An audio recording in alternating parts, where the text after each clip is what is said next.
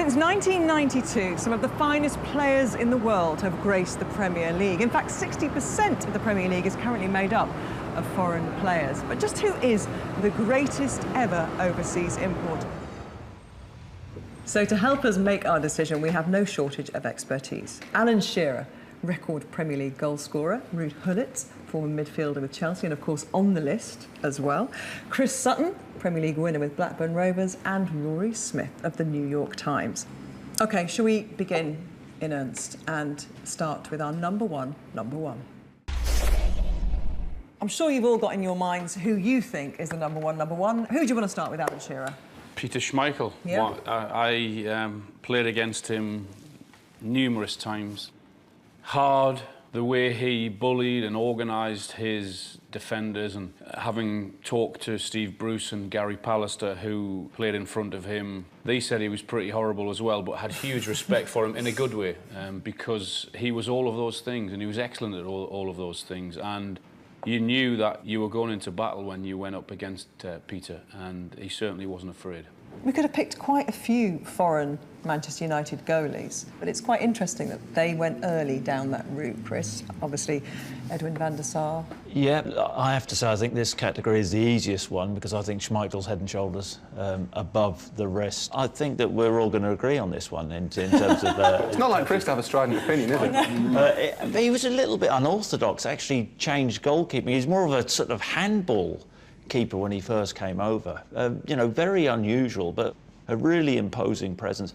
And at the start of the era of the Manchester United team, which then went on to great things, and a lot of that was down to his influence. OK, I'm trying to create some debate here. David De Gea, is it just that he's not done enough yet?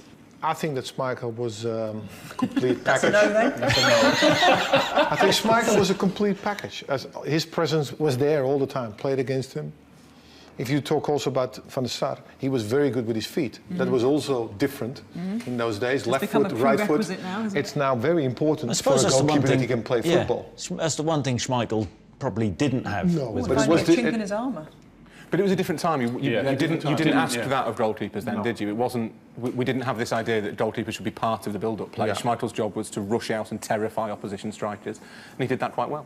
Well, you look at Van der Sar, more appearances, more clean sheets, better clean sheet percentage record than Peter Schmeichel. Four titles. And yet we've hardly mentioned him. Petr Cech does deserve a mention, though, because he was an underestimated member of that Chelsea team that set records in the mid-2000s. And then to go on and have a decent career with Arsenal after that, his longevity is extraordinary. The number of titles, he's won 4 titles. He'd probably have to be second. He was very dependable, wasn't he? Very calm, Petr Cech. Different type of character, though. No mention for the Americans, Friedel and Howard? No. Good goalkeepers, but I don't think you'd find many people arguing that you could put them in the same bracket as... World Cup winner Fabian Barthez? Yeah, I know, but it's a Premier League, isn't it? So Always had a mistake in him, Fabian Barthez.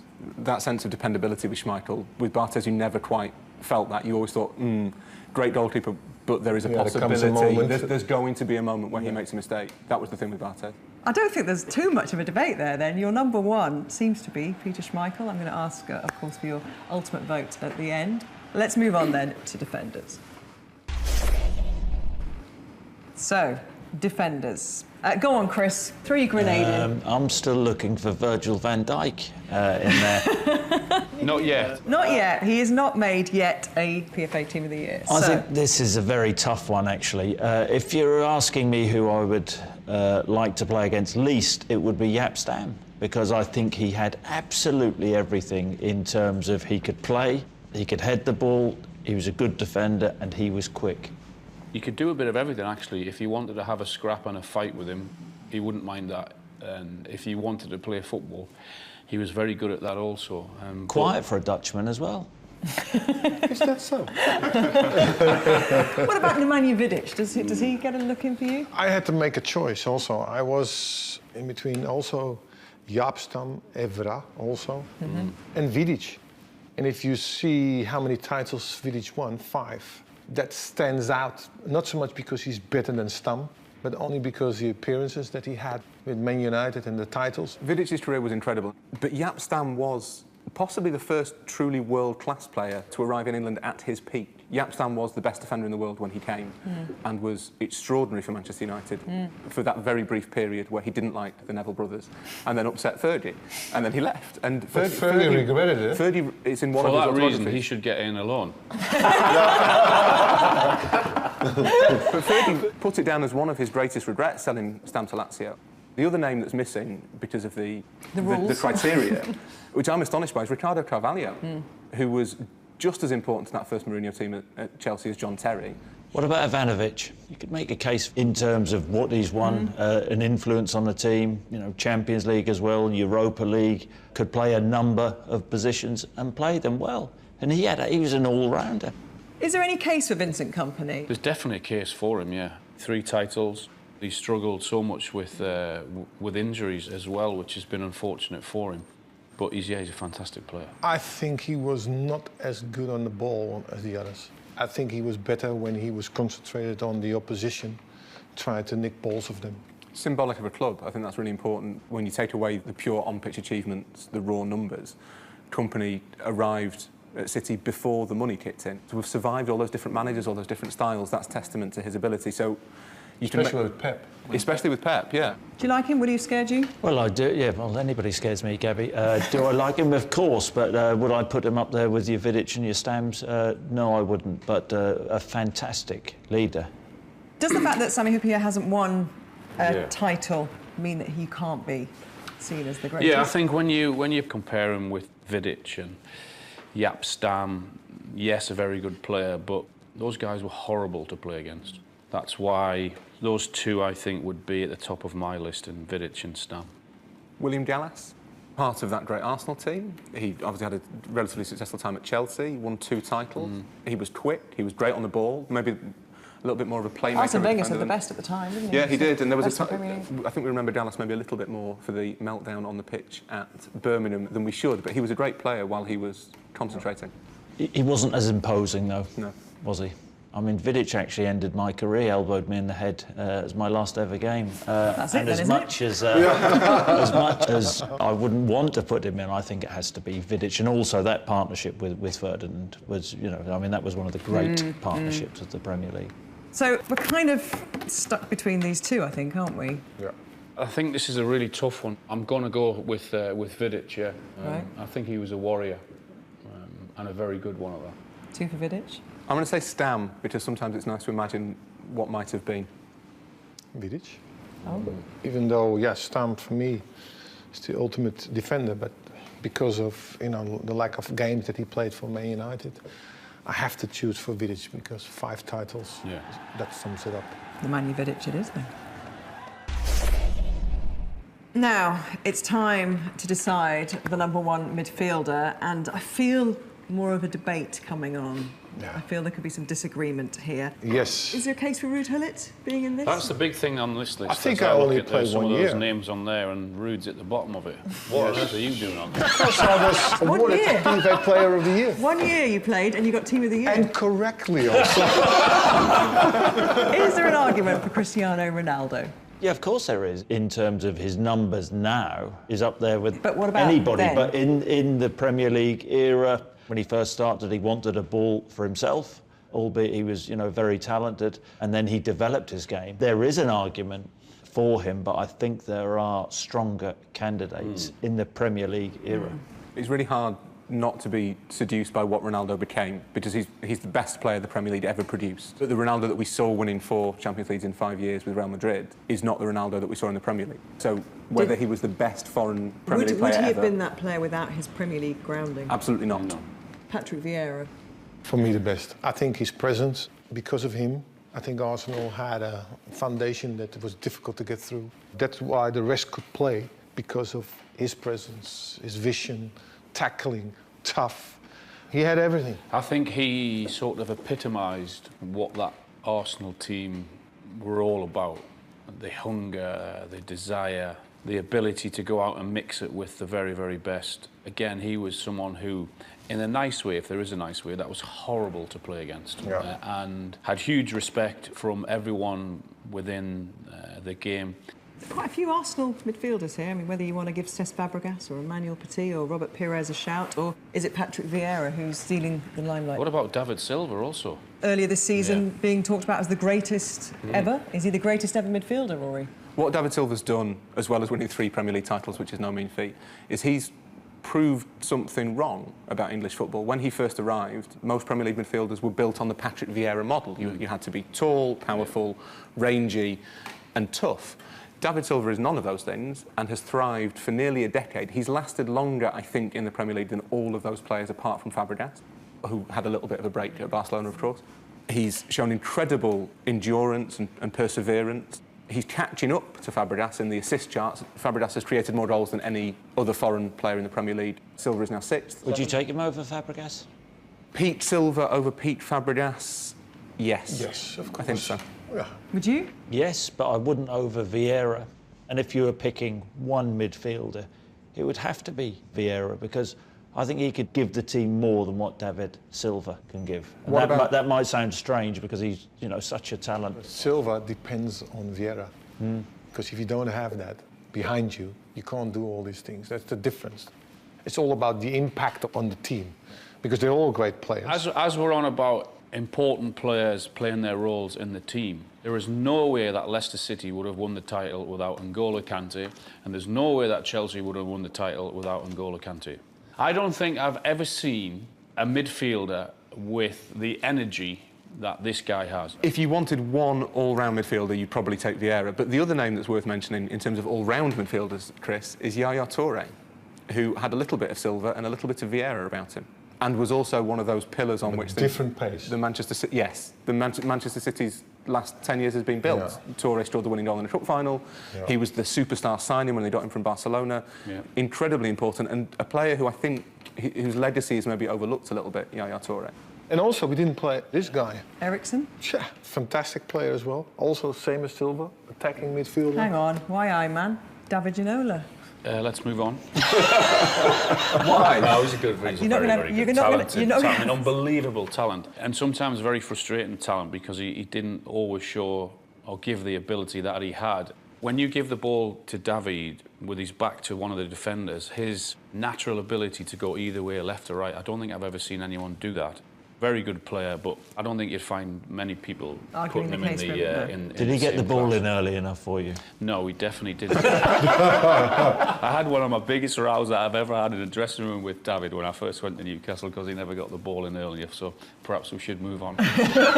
All's well now, though. Good mates now? Absolutely. Yeah, I'm sure. If we had this conversation in 5 years' time, we might talk a lot more about Kevin De Bruyne. Bit early yet. It's maybe slightly too early when you think of Vieira as one of the kind of defining figures of the Premier League era. But De Bruyne is a player who has that same kind of drive and impetus. And the other name that's not here, only midfielder who's got a role named after him, Makelele. That's quite a legacy as well. Shall we narrow it down to Silva and Vieira? Should we still have Cristiano Ronaldo in there? I mean, we're not getting very far, are we, in terms of culling this list? Well, I've made up my mind, because of his overall presence, his overall ability box to box, what he had on that particular team, then my vote would be Patrick Vieira. Yep, I'm with that. The only player to break my sizable nose as well, Vieira. A lot of these players have done you personal harm. You see, but I wonder why that is. Yeah, he's an annoying player. I don't hold grudges. I like the way he's voting for most of them, which is admirable. I'm really disappointed I never did that when I played against you when you were centre half for Norwich. I think you may have done. It wasn't my nose. You've only broken it once. Yes, yeah, and he was the man. And I got sent off trying to top him 5 minutes later. It's a double whammy. Revenge is a dish best served cold anyway, Chris, you know that. But you voted for him. So, Rory? It's really tough because they're impossible to compare. But I think if you had one player to choose, I think it would have to be Vieira. Yes. Clean sweep. Sorry, David Silva. Sorry, Yes. Eden Hazard. Sorry, Yaya Toure. OK, Patrick Vieira it is in midfield. That means we have Schmeichel, Vidic, Vieira. It's time for the strikers. So I have in front of me now some truly world-class strikers. I think you're going to find this tricky. Let's start with Dennis Bergkamp.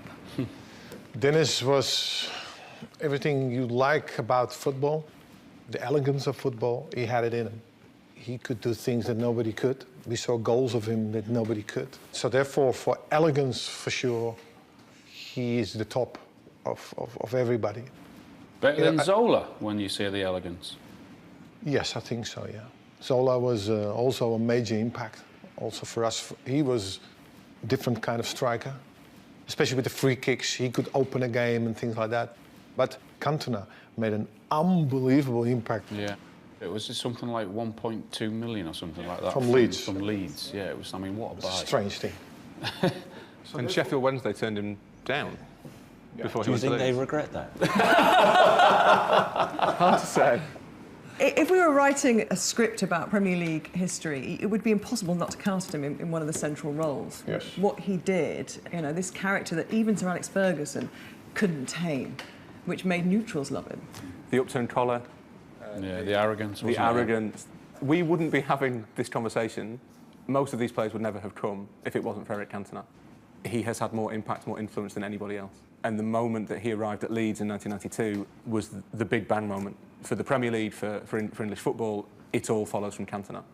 Can't argue with any of that. And he transformed Manchester United. And again, that was at the start of the era where United went on to dictate, and he gave them that confidence and the edge. So it's very hard to argue against Eric Cantona and his whole influence. You say all that, and then my eyes are drawn to Thierry Henry, and a very different skill set to the one you just mentioned. Another Frenchman who came in as a winger. Yeah, and then ended up as this amazingly prolific striker. He's got all the numbers. He has all the numbers. Henry is if you're doing it totally emotionlessly, Henry is probably the obvious choice. But he's not the obvious choice. Who is? I think there's only one who stands out, is Drogba. He won the Champions League for them in the final. And the influence he had on Chelsea, the power that he had on Chelsea, same as Diego Costa. He was an annoying player to play against. He was an influence, scores goals, presence. Henry was not a number 9. He floated always to the left side, you know, to become a winger and then score his goals from there. Van Nistelrooy is a real number 9. I don't think he ever scored a goal outside of the box, always inside the box. So therefore, he was the one who was always looking for that. I think he wasn't as rounded as Drogba.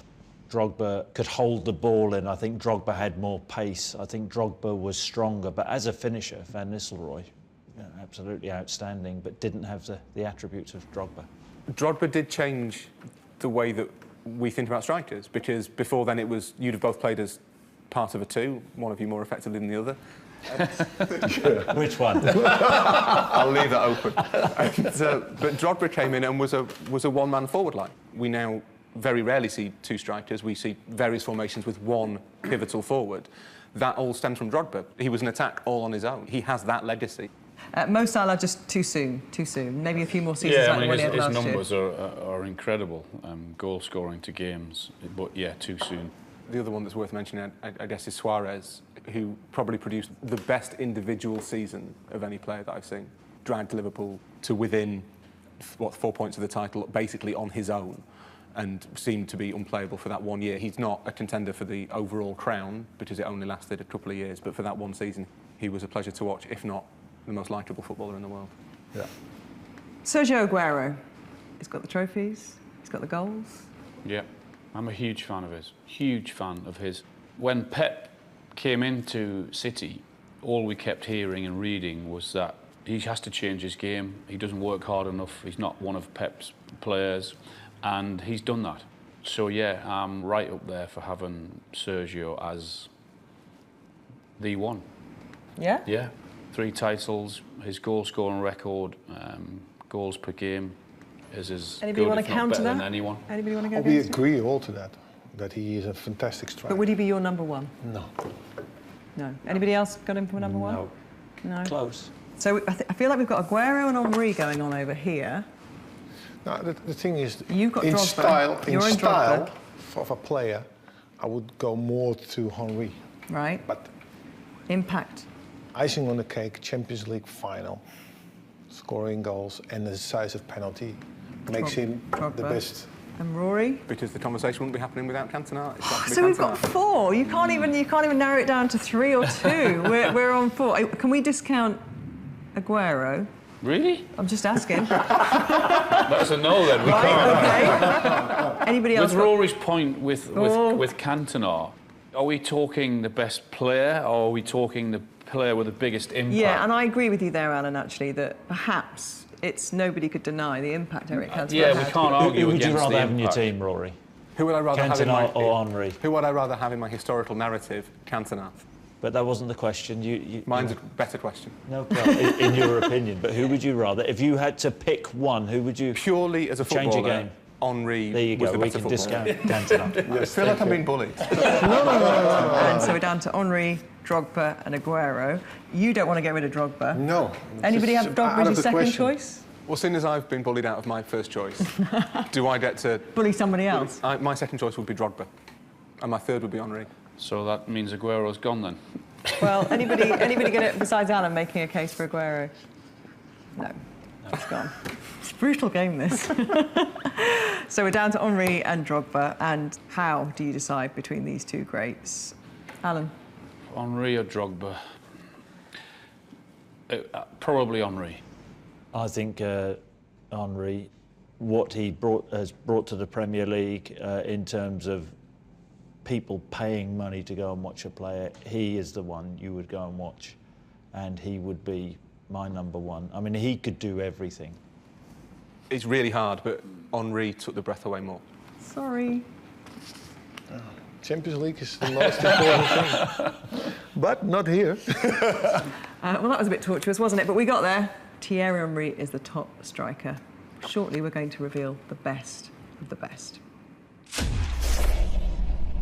The time has come to reveal your best ever overseas Premier League player. Now, this might not be one of the players you've picked in the preceding categories. If you feel strongly about a player who got left out, you've been writing down your name. So, without further ado, Alan Shearer, reveal... Well, it'll be no big surprise that I'm not naming a goalkeeper, a defender or a midfielder.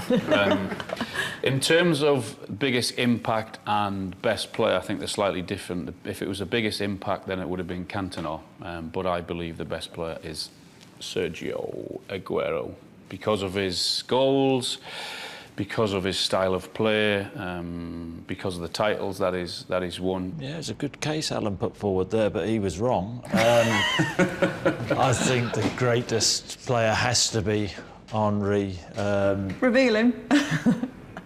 There we are, Thierry Henry. Nearly didn't even make it as top striker, did he? Well, which was incredible in itself. But in terms of what couldn't he do, what didn't he have? You know, someone who would get the crowd off the seat.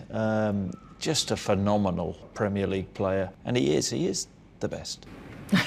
We don't need to go any Absolutely. further. Yeah. I think we all know what's on your whiteboard, but just reveal it, Rory, anyway. Desperately predictably, Eric Cantona. Obviously. Because although Alan and Chris and Ruud will make perfectly compelling cases for people who were probably better footballers, none of them would have come to this country without Eric Cantona. So purely in terms of impact, there is English football before Cantona and there is English football after him, so it has to be him. OK. But he's not the best footballer. Let's have a look, Ruud. I think that I'm also going for a striker. He's not my best striker, but I think he was, for me, the most elegant player. And I think a player that everybody wants to go to the stadium for. And it's Thierry Henry. Oh, which, if we're doing this democratically, means that at 50% of the vote... You just argued Didier Drogba's case for 10 minutes to say he was the best player. Yeah. Now we are choosing also as a player overall. I think that Henry was a player I would love to see. Somehow, 3 days after we started, we got there. Guys, thank you so much. It's been really wonderful, actually, having a little trip down memory lane and hearing what excites you all. And clearly, Eric Cantona excites Rory a lot. But ultimately, on this table, it's Thierry Henry. No doubt this debate will go on and on.